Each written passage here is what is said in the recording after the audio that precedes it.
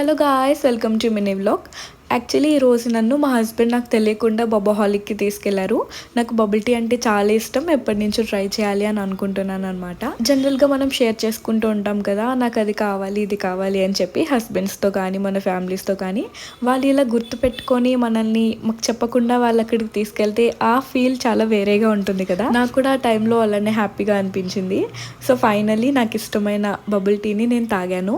నేను ఎక్కువ కొరియన్ సిరీస్లో చూసేదాన్ని, నేను కూడా ట్రై చేయాలి అని అనుకున్నాను అండ్ చేసేసాను. చాలా బాగుంది టేస్ట్ అండ్ ప్యాకింగ్ కూడా చాలా క్యూట్గా చేశారు. ఇది మనకి విజయవాడలో అవైలబుల్గా ఉంది. ఎవరికైనా నాలానే బబుల్ టీ పిచ్చి ఉంటే ఒకసారి వెళ్ళి తాగండి.